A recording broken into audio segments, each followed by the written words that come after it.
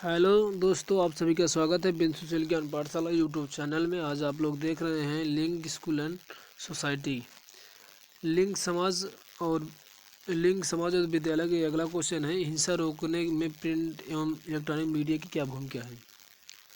Role of printed media and electronics media mass media to stop violence.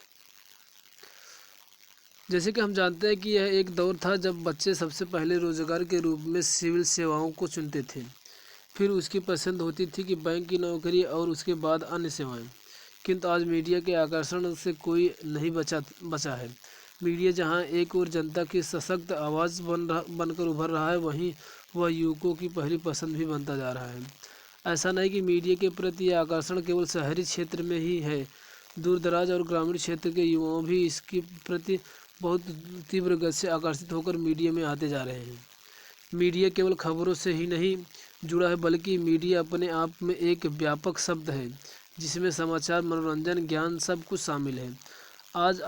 आज आप कोई भी समाचार पत्र ले लें तो इसमें आप अलग अलग सप्लीमेंट पाएंगे और हर सप्लीमेंट में अलग अलग विषयों पर सामग्री होती है। आज भी यही कहा जाता है कि यदि आगे बढ़ना है तो अखबार पढ़ो। अखबार मतलब खबरों का पिटारा होता है।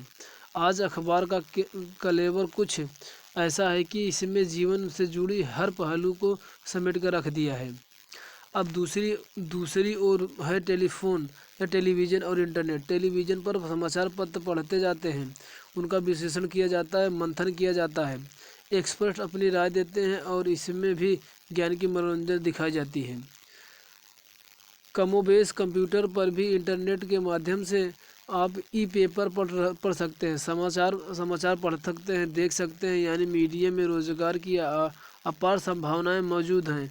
बस आपको अपना विषय चुनना है, आप किस क्षेत्र को पसंद करते हैं। इसमें पहला है प्रिंटेड मीडिया क्या है। प्रिंटेड मीडिया क्या है? पत्रकारिता एक शौक भी है और रोजगार भी है। यदि आप में वह हुनर है कि आप इस चुनौतीपूर्ण व्यवसाय को अपना सके तो ही इस क्षेत्र में आना चाहिए। यहाँ भी आपके पास अनेक प्रकार के अवसर मौजूद हैं। बहुत से विकल्प है। समाचार पत्र के संपादन के दो भाग महत्वपूर्ण है। पहला है कि एक है कि रिपोर्टिंग और दूसरा है संपादन। रिपोर्टिंग का जिम्मा रिपोर्टरों पर होता है और उन खबरों को सही और आकर्षण बनाकर कम शब्दों में प्रस्तुत करना संपादक का काम होता है।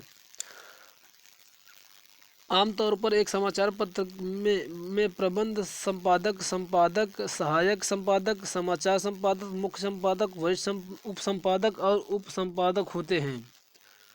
आप एक रिपोर्टर के रूप में भी कार्य कर सकते हैं, किंतु यहाँ यह ज़रूरी है कि आप रिपोर्ट के लिए शैक्षिक योग्यता तो पूरी करते ही हो, साथ ही साथ आप उस विषय पर पूरी कमांड भी रखते हैं। रिपोर्टर के भिन्न भिन्न विषय होते हैं, या यूँ कह सकते हो कि आप अपने विषय का एक्सपर्ट होता है। वैसे तो समाचार पत्र में सबसे महत्वपूर्ण और आवश्यक बीट राजनीतिक होती है, किंतु इसके अलावा भी आप अपनी रुचि के अनुसार फैशन, खेल, शिक्षा, स्वास्थ्य, व्यापार, कानून से जुड़ी बीट भी ले सकते हैं। इसके अलावा यदि आप में समाचार को कार्टून के जरिए व्यक्त करने की कला है तो पत्रों में कार्टूनिस्ट के रूप में भी कार्य किया जा सकता है। मुख्य धारा से हटकर यदि हम बात करें तो भी computer operator, design, proof reader, page setter के रूप में भी कार्य किया जा सकता है। सत्यनिष्ठा और ईमानदारी क्या है? Truth and the honesty. जैसे कि हम बताएं कि मीडिया जनता की आवाज़ होती है और मीडिया को हर भ्रष्टाचार से मुक्त कराना चाहिए। इसके लिए ज़रूरी है कि इसमें काम करने वाले लोग वेतन से अधिक नैतिक मूल्यों पर बल देते हैं और ईमानदारी से कार्य करें। इसके अलावा निष्पक्षता भी बहुत ज़रूरी होती है। मीडिया से जुड़े हर व्यक्ति को पूर्ण रूप से निष्पक्ष रहना चाहिए। 90 के दशक में कदम रखने के साथ ही साथ भारतीय मीडिया को बहुत बड़ी हद तक बदलती हुई दुनिया का साक्षात्कार करना पड़ा। इस परिवर्तन में केंद्र में वर्ष 1990 से 91 की 3 घटनाएं थी।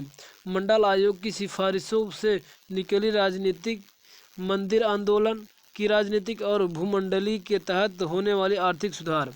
इन तीनों ने मिलकर सार्वजनिक जीवन को वाममुख रुझानों को नेपथ्य में धकेल दिया था और दक्षिणापंथी लहजा मंच पर आ गया था। यही वह क्षण था जब सरकार ने प्रशासन के क्षेत्र में खुला आकाश की नीति अपनानी शुरू की। 90 के दशक में उनके न केवल प्रसार भारती निगम बनाकर आकाशवाणी और दूरदर्शन को एक हद तक स्वायत्तता दी, बल्कि स्वदेशी निजी पूंजी और विदेशी पूंजी को प्रसारण के क्षेत्र में कदम रखने को अनुमति भी दे दी। प्रिंट मीडिया के विदेशी पूंजी को प्रवेश करने का रास्ता खोलने में उसे कुछ समय लगा, लेकिन 21वीं सदी के पहले दशक में उसने यह फैसला भी ले लिया कि मीडिया अब पहले की तरह सिंगल सिस्टम यानी मुद्रण प्रधान नहीं रह गया। उपभोक्ता क्रमिक या क्रांति के कारण विज्ञापन में होने वाली आमदनी में कई गुना बढ़ोतरी हुई, जिससे हर तरह के मीडिया के लिए विस्तार हेतु पूंजी की कोई कमी नहीं रह गई। सैटेलाइट टीवी पहले केबल टीवी के माध्यम से दर्शकों तक पहुंचता था, जो औद्योगिक और उद्यमशीलता की दृष्टि से स्थानीय पहलकदमी और प्रतिभा का अवधारणा नमूना था। इसके बाद आई DDH प्रौद्योगिकी, जिसमें समाचार प्रसारण और मनोरंजन की दुनिया को पूरी तरह से बदल डाला। FM रेडियो चैनलों की कामयाबी से रेडियो का माध्यम मोटर वाहनों से आक्रांत नागर संस्कृति का एक पर्याय बन गया। वर्ष 1995 में भारत में इंटरनेट की शुरुआत हुई और 21वीं सदी से पहले दशक के अंत तक बड़ी संख्या में लोगों के निजी और व्यावसायिक जीवन का एक अहम हिस्सा नेट के जरिए संसाधित होने लगा। नई मीडिया प्रौद्योगिकी ने अपने उपभोक्ता को मनोरंजन का उपहार दिया, जो जादू की डिबिया की तरह हाथ में थमे मोबाइल फ़ोन के जरिए उन तक पहुंचने लगा। इन तमाम पहलुओं ने मिलकर मीडिया का दायरा इतना बड़ा और विविध बना दिया कि उसके आयोग में सार्वजनिक जीवन के अधिकतर आयाम आ गए। इसे मीडिया स्फीयर जैसी स्थिति का नाम दे दिया गया। प्रिंट मीडिया में विदेशी पूंजी को इजाज़त मिलने का पहला अवसर यह पड़ा कि रियूटर, CNN और BBC जैसे विदेशी मीडिया संगठन भारतीय मीडिया स्फीयर की तरफ आकर्षित होने लगे। उन्होंने देखा कि भारत में श्रम का बाजार बहुत सस्ता है और अंतर्राष्ट्रीय मानकों के मुकाबले यहाँ वेतन पर अधिक से अधिक 1/4 ही खर्च करना पड़ता है। इसलिए इस ग्लोबल संस्थाओं ने भारत को अपने मीडिया प्रोजेक्ट के लिए आउटसोर्सिंग का केंद्र बनाया। भारतीय बाजार में मौजूद मीडिया के विशाल और असाधारण टैलेंट्स पूल का ग्लोबल बाजार के लिए दोहन होने लगा। दूसरी तरफ भारत के प्रमुख media company Times Group, Anand Bazar Patrika, Jagran, Bhaskar, Hindustan Times, Wall Street Journal, BBC, Financial Times, Independent News and Media और ऑस्ट्रेलिया प्रकाशनों के साथ सहयोग समझौते करती नजर आई। घराना संचालित कंपनियों पर आधारित मीडिया बिजनेस ने पूंजी बाजार में जाकर अपने इनिशियल पब्लिक ऑफरिंग्स अर्थात IPO प्रस्ताव जारी करने शुरू कर दिए। इनकी शुरुआत पहले NDTV, टुडे, जी टेलीफिल्म जैसे दृश्य मीडिया ने की। इलेक्ट्रॉनिक्स मीडिया की तर्ज पर प्रिंट मीडिया ने भी पूंजी बाजार में छलांग लगाया और अपने विस्तार के लिए निवेश हासिल करने में जुट गया। ऐसा पहला प्रयास द डेक्कन क्रॉनिकल ने किया, जिसकी सफलता ने प्रिंटिंग मीडिया के लिए पूंजी का संकट काफ़ी कुछ हल कर दिया। दूसरी तरफ बाजारवाद के बढ़ते हुए प्रभाव और उपभोक्ता क्रांति में आए उछाल के परिणाम स्वरूप विज्ञान जगत में दिन दूनी चार चौगुनी दिन दूरी 4 चौगुनी बढ़ोतरी हुई। 40 के दशक की शुरुआत में विज्ञान एजेंसियों की संख्या 14 से 20 के आसपास रह होगी। वर्ष 1989-80 में न्यूज़पेपर सोसाइटी INS की मान्यता प्राप्त एजेंसी की संख्या केवल 168 तक ही बढ़ सकी थी। लेकिन भूमंडलीकरण की प्रक्रिया के अगले 2 दशकों में उनकी संख्या 750 कर दी, जो 400 करोड़ रुपए सालाना का धंधा कर रही थी। वर्ष 1997 से 98 में सबसे बड़ी 15 विज्ञापन एजेंसियों ने ही कुल 4,115.58 करोड़ के बिल काटे। इससे अनुमान लगाया जा सकता है कि उपभोक्ता क्रांति का चक्का कितनी तेजी से घूम रहा था। विज्ञापन की रंगीन और मोहक हवाओं पर सवार होकर दूर दूर तक फैलते उपभोग के संदेशों ने उच्च वर्ग, उच्च मध्यम वर्ग, समूचे मध्य वर्ग और मजदूर वर्ग के खुशहाल होते हुए महत्वाकांक्षी हिस्से को अपनी बाहों में समेट लिया। मीडिया का विस्तार विज्ञापनों से हुई जबरदस्त बढ़ोतरी के बिना संभव नहीं था। प्रिंट मीडिया और रेडियो विज्ञापन को उतना असरदार कभी नहीं बना सकता था जितना टीवी ने बनाया। टीवी का प्रसारण भारत में देर से अवश्य हुआ, लेकिन एक बार शुरुआत होने पर उसने मीडिया को दुनिया में सब पहले से स्थापित मुद्रित माध्यम को जल्दी ही व्यावसायिक रूप से असुरक्षाग्रस्त कर दिया। इस प्रक्रिया के केबल और DTH के योगदान का उल्लेख करना आवश्यक है। केबल टीवी का प्रसार और सफलता भारतीय की उद्यमी प्रतिभा का जोरदार नमूना है। सरकार के पास चूंकि किसी सुसंगत संचार नीति का अभाव था, इसलिए 90 के दशक की शुरुआत में बहुमंजिली इमारतों में रहने वाले मध्य वर्ग और निम्न वर्गीय आदमियों में कुछ उत्साही और चतुर लोगों ने अपनी निजी पहलकदमी पर क्लास सर्किट टेलीविज़न प्रसारण का प्रबंध किया, जिनका केंद्र एक सेंट्रल कंट्रोल रूम हुआ करता था। इन लोगों ने मीडिया प्लेयरों के जरिए भारतीय और विदेशी फिल्में दिखाने की शुरुआत की। साथ में दर्शकों को मनोरंजन की 24 घंटे चलने वाली खुराक देने वाले देसी सैटेलाइट चैनल भी देखने को मिलते थे। जनवरी 1992 में केबल नेटवर्क के पास केवल 41 लाख ग्राहक थे, लेकिन केवल 4 साल के भीतर वर्ष 1996 में यह संख्या 92 लाख हो गई। अगले साल तक पूरे देश में टीवी वाले घरों में 31% घरों में केबल प्रसारण देखा जा रहा था। सदी के अंत तक बड़े आकार के गांवों और कस्बों के टीवी दर्शकों तक केबल की पहुंच हो चुकी थी। केबल और उपग्रही टीवी चैनलों को लोकप्रियता देकर प्रमुख मीडिया कंपनियों ने टीवी कार्यक्रम निर्माण के व्यापक में छलांग लगा दी। वे पब्लिक और प्राइवेट टीवी चैनलों को कार्यक्रम को सप्लाई करने लगे।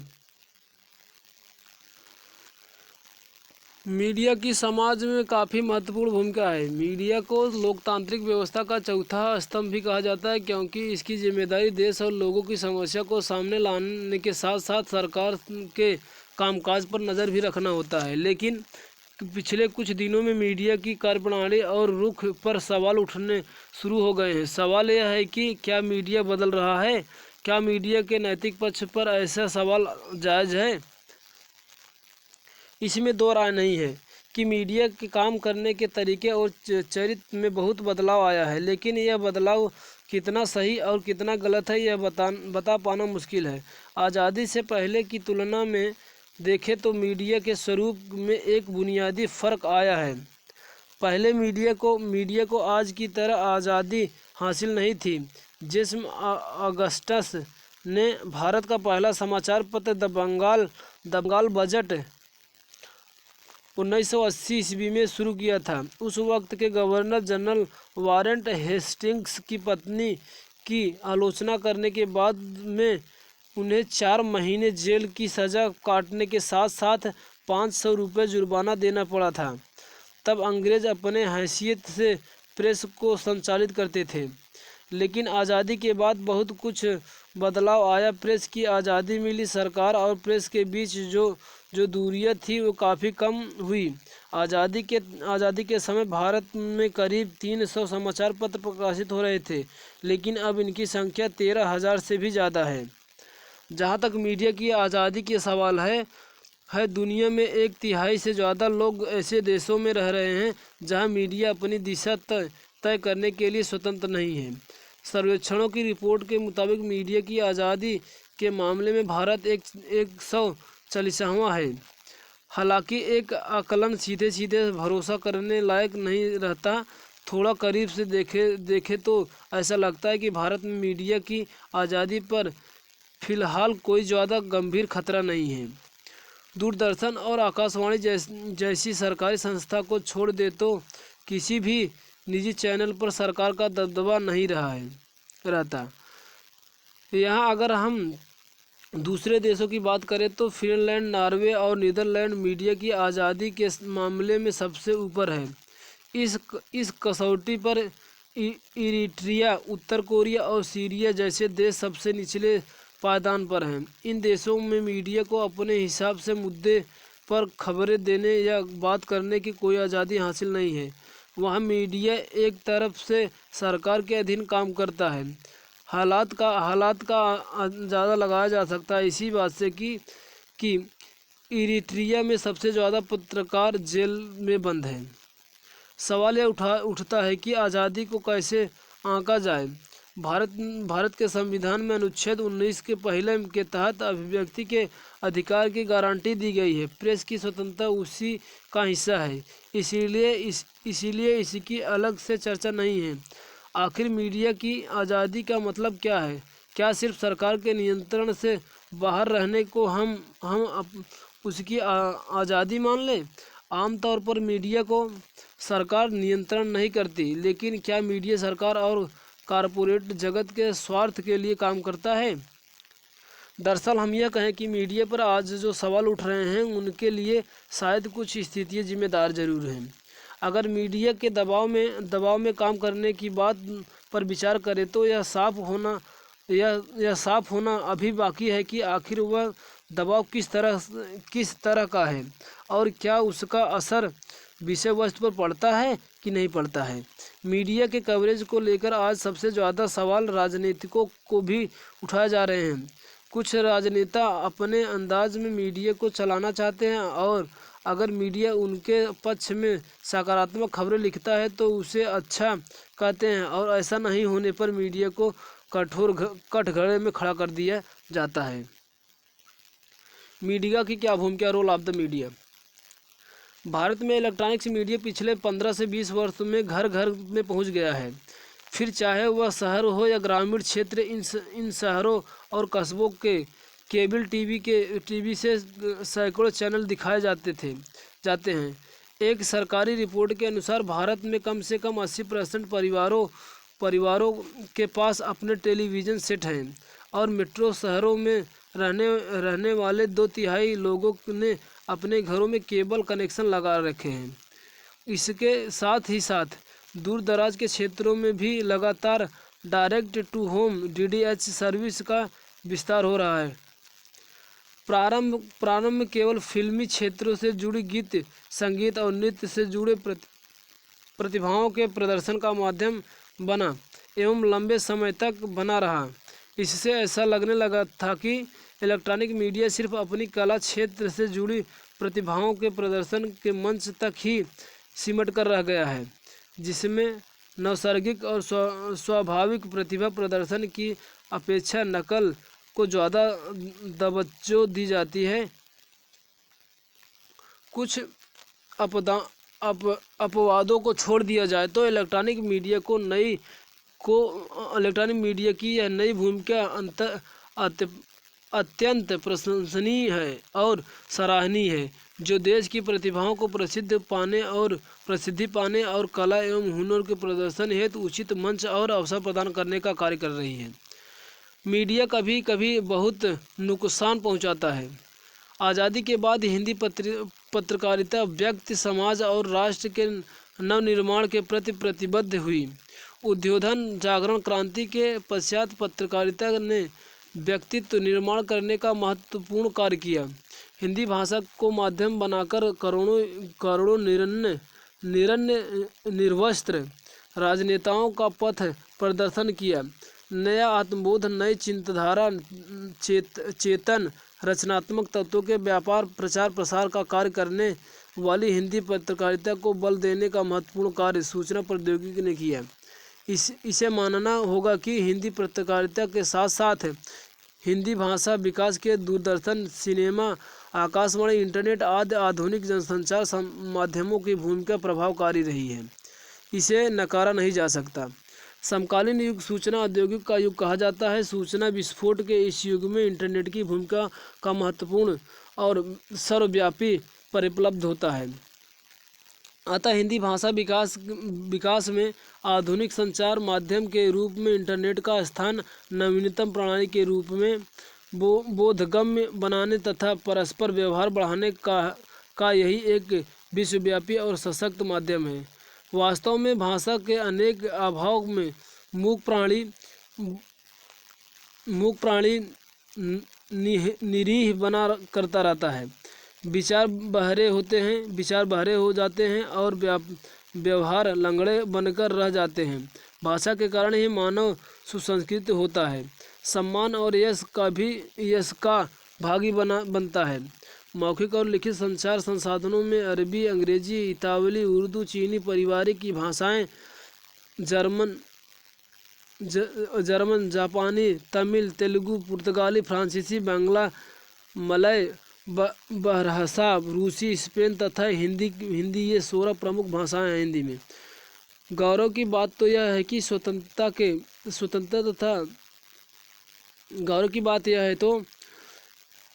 कि इसमें सम्मिलित 5 भाषाएं अपने भारत राष्ट्र की हैं।